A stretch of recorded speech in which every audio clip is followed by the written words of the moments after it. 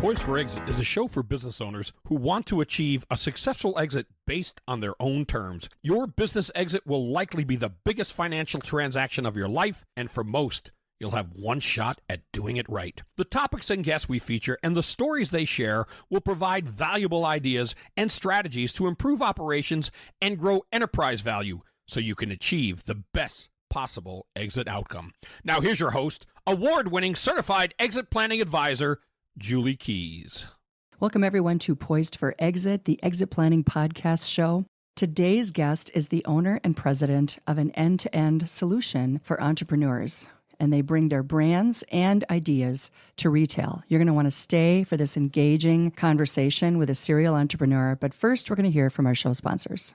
Right now, there's a record number of buyers looking for businesses, and many businesses are selling at a premium. To get a free, confidential business valuation so you'll know what your business might be worth, contact a broker at Sunbelt Business Advisors at 612-455-0880. We're Minnesota's largest seller of companies. Let us help you maximize your life's work. Call 612-455-0880 or visit sunbeltmidwest.com. Are you looking to add enterprise value to your business through effective marketing? At Evolve Systems, we craft custom marketing strategies designed to achieve your goals. Our comprehensive approach covers everything from branding and digital awareness to advanced lead generation tools. Positioning a business to sell in today's M&A market is not only challenging, but can be difficult without the right marketing strategy. We capture your ideal audience with clear and effective brand messaging that drives more deal customers. Let's evolve your business together. Reach out to us at 651-628-4000 or visit evolve-systems.com to start the conversation today. Selling your business may be the furthest thing from your mind, but that doesn't mean you should wait to plan. At TrustPoint, we understand the nuances that come with selling a business and are here to guide you. From unlocking tax efficiencies to minimizing risk, we'll develop the strategies to ensure you're prepared. So, when the time arrives, you'll be ready to enjoy the best years of your life. Learn more at TrustPointInc.com. That's TrustPointinc.com. Hey, Poised for Exit listeners, we are in the studio with Dan Bowling, who is the owner and president of the Genesis Company. And Dan, it is so awesome to have you in the studio today. Oh, I'm honored to be here. I've read your book, as you know, Poised for Exit. So I've got it here just to show you that I didn't only read it, but I have this thing marked up as if I've owned it for like 15 years. Well, I even my have goodness. like business plans written out in here.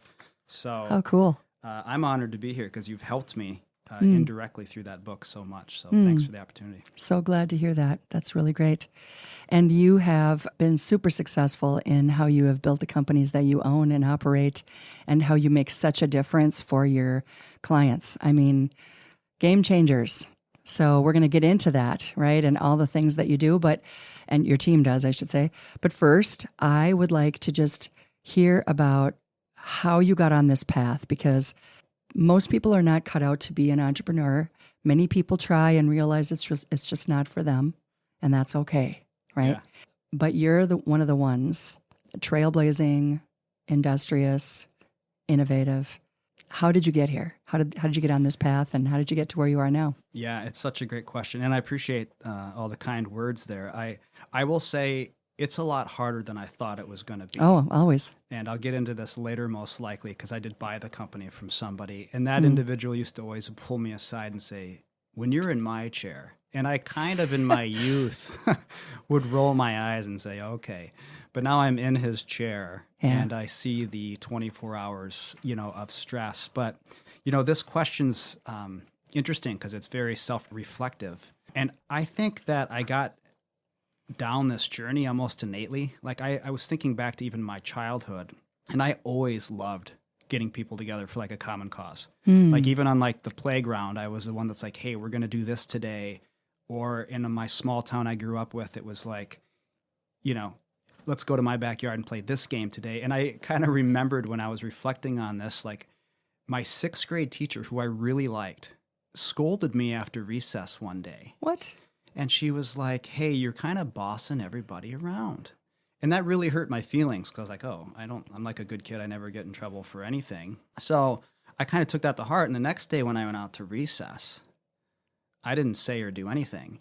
But I looked around and all the kids were just standing around. And they're like, what are we doing today? They need a direction. Yeah, they needed a little direction. So I thought, I'm not being bossy. They're just asking me to lead. And it was kind of this, I hadn't thought about that story, in like 35 years. But it taught me an important lesson just kind of as a kid that like some people want to be led. Yeah. And some people want to lead. Exactly. And I didn't realize it then, but I like to lead. And so that was one thing that kind of popped to the top of my mind. The second thing, and not to get too deep on the podcast, but I lost my dad when I was 12. And that was obviously, not a great experience. No. And looking back, I think at that point in time, I subconsciously made the decision that as much as I can as a human, I'm going to try to control what happens to me. So I'm certainly a subconscious thing as a 12-year-old. And then I think that really got strengthened in that belief or desire in my first real job, my first career. I worked for 3M out of college, which was an awesome company, still is an awesome company. Loved my time there, Fortune 500, great training, loved my boss. But I grew overly frustrated because like I wanted to make immediate change, right? And like marketing had to sign off on it, and legal had to sign off. Not And I happening. just thought, this is not moving fast enough, No. And in that role, I was like living in South Carolina, calling on paint and hardware stores. Really? And these are like mom and pop shops. Sure. So when you talk to them about buying things, like your product line, they would come back to me and say like, well, this might affect whether I can afford to do this or that, right? Like it was really like kind of this, not just a sales role, but I felt like I was responsible for them hitting their company numbers so that their kid could go to a certain college or whatever. So it really, it was really this role where I would try to think of all these ways, not to sell them something, but how could I come in and like help their business, right? And I would go in and like dust their shelves and clean their warehouse and do everything I could to help the company. Because I cared about them, like the owners, who were just normal, standard Americans. I bet and they bought how more could I help them to be successful? Did they they- did end they up bought buying more a lot product more from from me you. because they knew I cared. Well, you're part of the team, for heaven's sake. They had to. Totally. Yeah, I remember I'm in like the woods of some random town in South Carolina, and the paint store. And I was like, I've never seen a 3M rep here, and I was like, well, that must be why they hired me. I am. So it was just one of those things where I was, emotionally attached to helping them grow, and I couldn't get sign off quick enough to do things that I thought would be super helpful. So I think it's kind of a combination of those three things. Some of it's just innate, some of it's life experiences, and you put that together, and it was like, I want to run my own company, and I want to lead people, and if we fail, it's my fault, and I'm totally okay with that. Right. Well, when you're a trailblazer, I hate to use that term sometimes because it's kind of overused, but really I don't know what else to say with regard to the self-starting kind of person, right? You don't have to wait for all the lights to be on green to take action. And when you know that something's a good idea, you want to pull the trigger on it. You don't want to wait for it to go up the ladder 4 or 5 or 6 different levels, because by the time it comes back down and says, okay, green light, it's too late. That's right. It's too late. And Yeah. what's fun today is like massive decisions we'll make in like 2 minutes, right? Yeah. People come and say, hey, I'm thinking about this. We want to do this. And I'll ask a couple questions so I understand, the ups and the downs or the positives and negatives, and we'll make decisions right there. And it's that's that fail fast mentality where if it doesn't work, like, why didn't it work? What did we learn?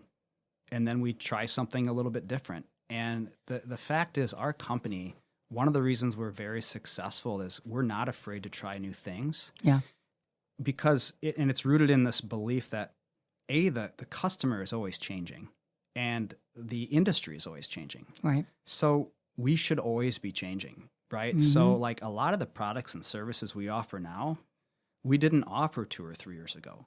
Oh, And sure. a lot of the stuff we offered 2 or 3 years ago, we don't offer now. And at some point, like, you can do all the data, you can have all the research, all the focus groups, but it's your customers that'll actually decide whether they want something from you or not. So at some level, until you get that product or service out in the marketplace, you really don't know. So we try to get as much stuff out in the marketplace, see if our customers want it, and then we go from there. Well, you probably have a good idea of what they're going to want, before they ask for it too, because you've been doing this for a while. So, consumer packaged goods is where you play, Yep. right? How do you specialize? Like, how do you help them build the brand and tell the story? Let's talk about that. Yeah, absolutely. Well, so one of the reasons we're a little bit different is we try to be completely end to end. So what I mean by that is when someone comes to us, we can grow their brand direct to consumer. We have all the tools, resources, best practices on that channel.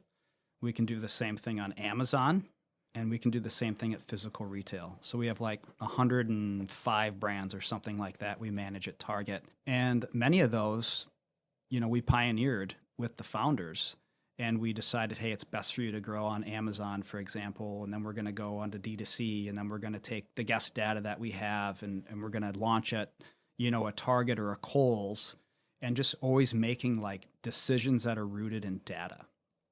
So we approach everything from data. That's kind of one of our differentiators. But on top of that, like when you look at what our company's all about, which is like, how do we optimize the effectiveness and opportunity, not for every brand, but also for like every human. So we really start with our partners, like what channel is most profitable, right? Like we look at all their KPIs, not just, hey, you should go spend this on ads. It's more or less like, what are your goals for this year? What's your top line, bottom line targets? And we'll put together with them like a fully burdened P&L. So, we're really focused on like the holistic business, not just holistically all the channels that you could sell in, but holistically like how is the company that hired us going to thrive? And we even get into like, I'll talk with owners about like their sleep habits or, what fitness trackers they should use, because at some level, the company's only going to be as successful as the founder, right? And then that kind of gets into like, what's your culture? And we'll talk to them about what kind of culture they want to create, because as the business scales, a business is really nothing more than the sum of its people. Right. Well, and whatever their values are have to be portrayed through their story, and you're trying to tell the story. That's exactly it. Yeah. That's exactly it. So we kind of play in that inflection point where most of our clients already have a product that's somewhat successful and they're trying to scale. Got it. And what happens somewhere in there, you go from having a product to having a company. And they're completely different things, because when you have a company, now you've got employee reviews, and you've got all the different aspects of culture and pay plan and performance and all of that. So we try to come in, as I said, holistically and help a founder with all of that.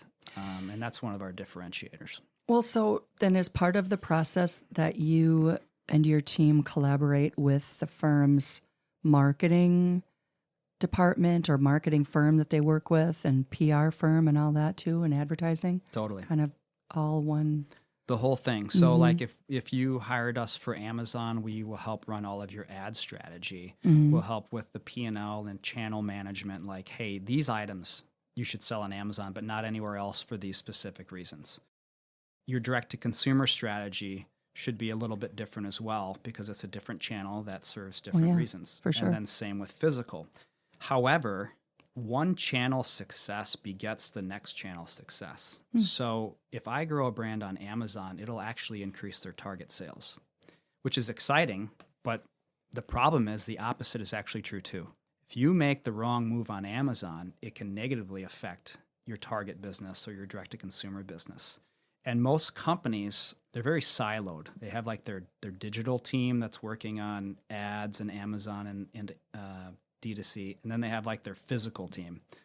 But the fact is, it should be one team looking at the whole business holistically, not just from a sales standpoint, but what's the executive team or the owner, like what are their goals, right? Maybe they don't care about profitability. They're just trying to get top line sales. Maybe it's the opposite. So everybody has to be rowing in the same direction all at the same time and focused on what are the actual KPIs for that company based on what the founder or the executives or the ownership really desires.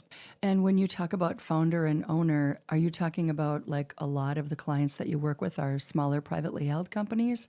Because you work with a lot of other, and they're the makers of these, right? And you're kind of the ambassador, not just ambassador, but you know what I mean. Totally. Yeah. Broker at some point. We're the consultant for some of them. Sure. We're the ad agency for some of them. So, whatever somebody needs of us, our firm is durable enough and flexible enough to meet that need. But to answer your question, I mean, we've worked with people that have called us with an idea and gotten their product on an end cap within a year.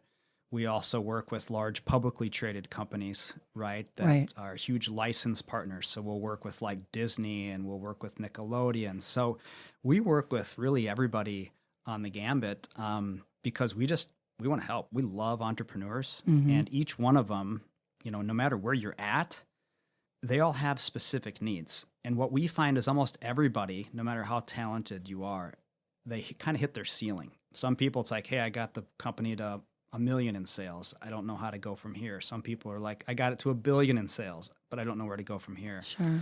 And what we try to do is come alongside any brand, no matter where they are in that life stage, and say, okay, here's what we would recommend, and here's how we could help.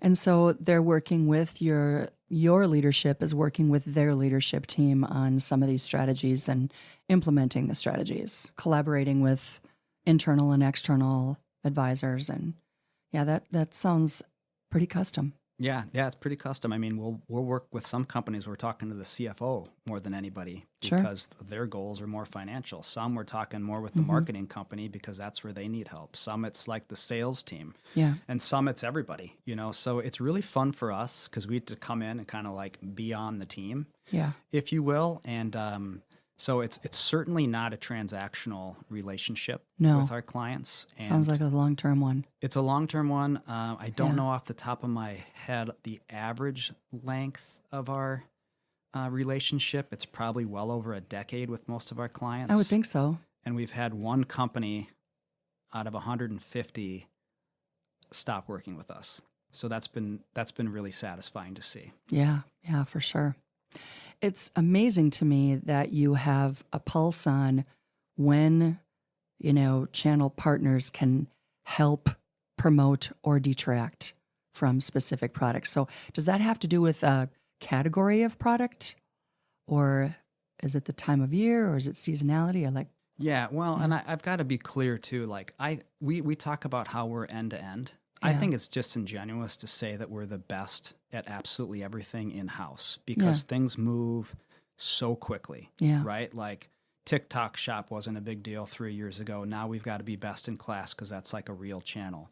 So what we do is for some services like Amazon, I thought it would be disingenuous and almost impossible to stand up an Amazon agency and say we're the best in the country. So what we've done is we partnered with who I think is the best of the best Amazon firm. And the beauty is you get their resources, their talent, their people, plus mine. And when you hire us, you get a better rate through us than if you hired them directly.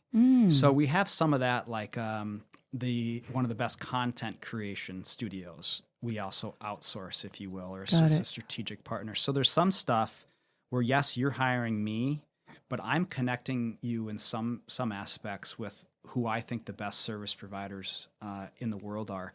And what's great about that, other than the two reasons I mentioned before, where you get their team and mine, plus it's less expensive than going direct, is if I don't think that solution is the best solution, I'll find who is, right? So when you work with us, it's like we're on this mission to always make sure that you have every resource, every best practice at your fingertips. So we can be very nimble that way too. Well, and it makes sense that you're trying to set them up for as much success as possible because that helps your business too. Totally. Yeah, we all win together. That's right. Yeah, that's my motto as well. So I know that you didn't get here by accident and that you've got some specific ways that you run your business and grow the business, your philosophy, your business philosophy, if you will, your framework. Let's talk about that. Yeah, well, so we run the business off of a philosophy that I stole or borrowed because he made it public. Everything's so borrowed. He gave it to us. Yeah, from Marc Lore. And Marc, if you're not familiar with him, I would argue he's one of the top 3 entrepreneurs in our country. He started diapers.com and jet.com and ran walmart.com.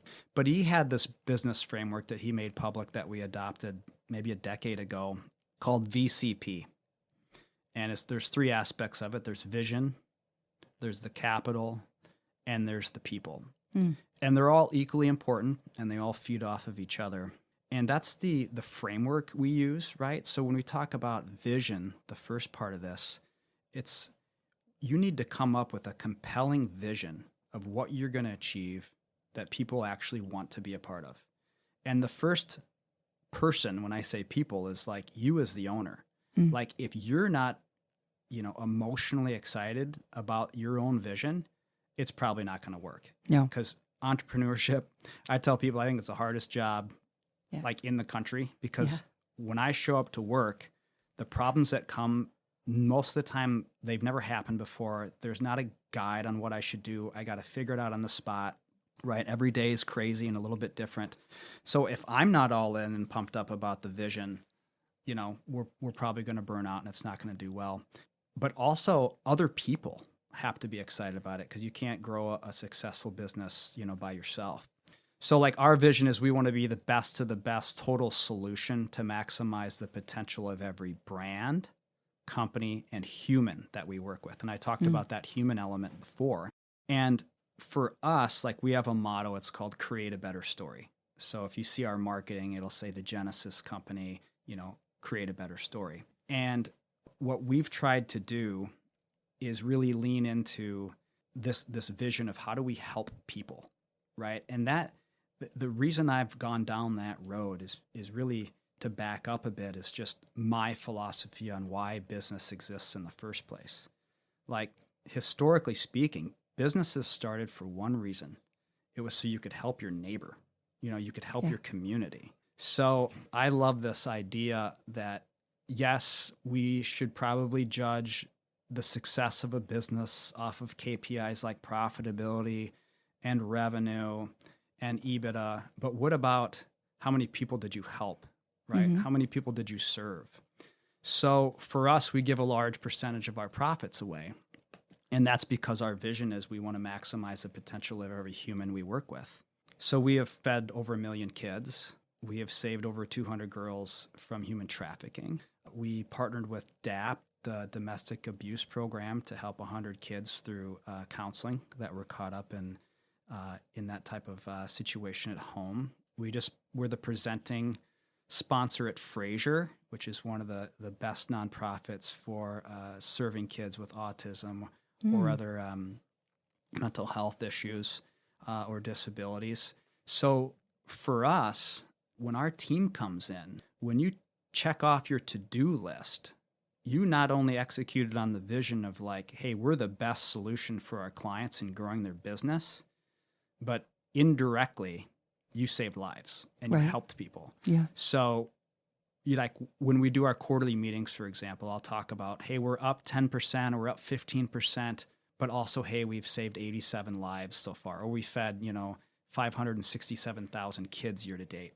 And those are the things that we talk about, because that's in our mind what really matters. Yeah. And that's one of the reasons we have 100% employee retention rate, right? Yeah. So like, I think it's my job to create my customers, but also my teammates to a larger story than themselves. So that's kind of the philosophy that helps build this framework of like, why is the vision to be the best of the best solution?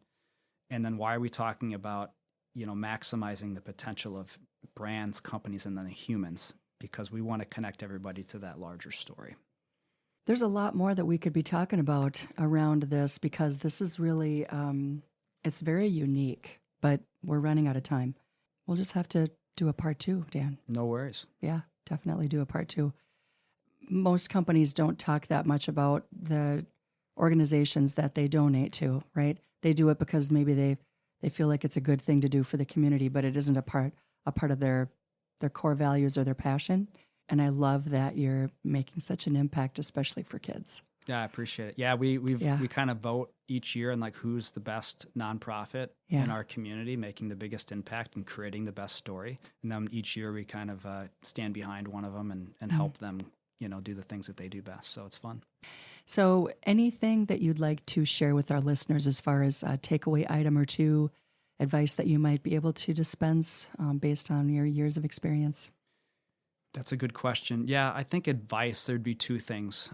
One, do whatever you can to just network and learn. And I know that's kind of an eye roller. It goes back to the whole, it's not what you know, it's who you know. Yeah. That's very, very true. But I also want to press upon people to go do it, because the people that you might ask for help, they want to help. So what I would say is go look around your network, or people, maybe people you know, or people that you know, and write down like, who are the 3 to 6 people that you think would be worthy role models? And then reach out to those people and just ask them like about their career and their story. Because one of the things that humans all have in common, we all love to talk a little bit about our own story. So I think people will find out that the whole networking and asking for help and mentoring, it's a two-way thing where like they're serving each other. Absolutely. And so that would be number one. Yeah. I think the second part of that, and this is a question I get on a lot of podcasts, or I speak at universities, the college kids will ask me like advice. I would say out of college, if you can, go try to work for the largest company you possibly can. And the reason being is they've got normally the best training, the best resources, the best practices, the best systems. And you can go learn directly, like, what did you enjoy about that experience? Like, how did you like how your manager managed you? And for me, I said, I worked at 3M, and there was so much I learned working there about things I loved that they did that we still do at my company, Sure. things I didn't like. Yeah. So I learned indirectly what to do. So it really gave me kind of a great path to figure out, when I have my own spot, when I have my own company, what should the best practices actually be? Yeah. And then you catered it and created it, designed it to fit your core values and your purpose and what you're trying to get accomplished in life for That's right. your family, for your employees, for your customers. Yeah. That's right. And it's a great story, and there's so much more to say about that. But for now, we're going to close off the show and come back with you again, I think, in 2025. You can tell us more about what you have going on, because I know the Genesis Company's got a lot of stuff going on and we didn't get there. But this was a good foundational show for us to kind of hear about your philosophy and the things that you've done. And entrepreneurism is not easy. And myself and all the advisors who listen to this show are definitely supporters of people like you. So thanks for being here, Dan. Oh, you got it. We're here to serve. So however we can help, let us know. Thanks for being here. And thank you to our listeners again for joining us. And please do share this episode with your colleagues and especially your business owner clients. And join us again next time.